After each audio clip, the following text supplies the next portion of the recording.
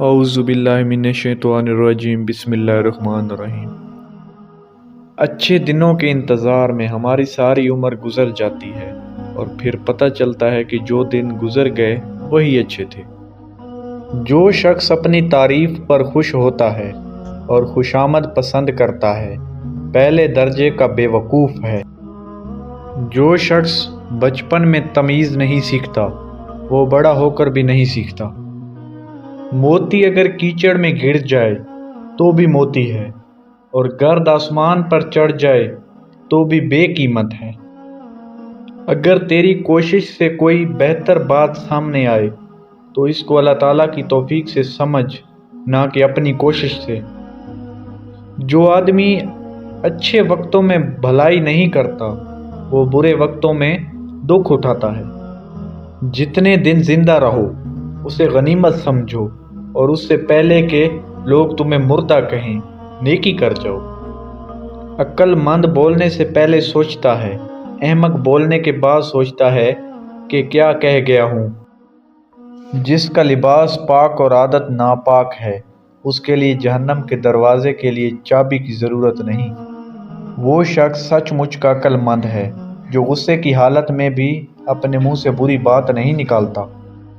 جس نے علم حاصل کیا اور عمل نہ کیا وہ اس آدمی کی مانند ہے جس نے ہل چلایا اور بیج نہ بکھیرا۔ مال کی زکوٰۃ نکالتے رہو، اس لیے کہ جب باغبان انگور کی بیکار شاخیں تراش دیتا ہے تو اس پر زیادہ انگور آتا ہے۔ جو شخص اپنے سے بڑے عالم سے اس لیے بحث کرے کہ لوگ اس کو عالم سمجھیں تو وہ سمجھ لے کہ وہ جاہل ہے۔ زمانے کی گردش سے دل شکستہ ہو کر نہ بیٹھ، اس لیے کہ صبر اگرچہ کڑوا ہے مگر اس کا پھل میٹھا ہے۔ کمزور پر زور کرنا شرافت نہیں ہے، کیونکہ جو پرندہ چیونٹی سے دانہ چھینے وہ کمینہ ہوتا ہے۔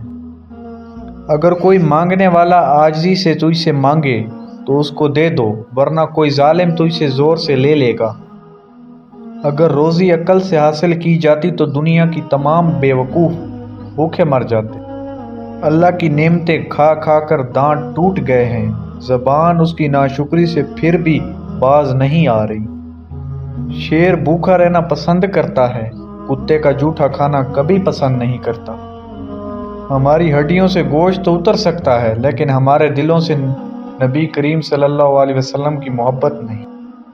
خدا کی ذات کے بعد کائنات میں اگر کچھ مکمل اور قابل تعریف ہے تو صرف حضرت محمد صلی اللہ علیہ وسلم کی شخصیت ہے۔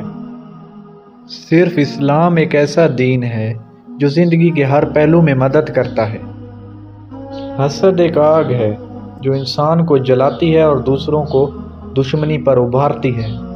جو کام تمہارے لیے مشکل ہو، تم اس پر قدرت نہ رکھتے ہو تو اس کی ذمہ داری اپنے سر کبھی نہ لو۔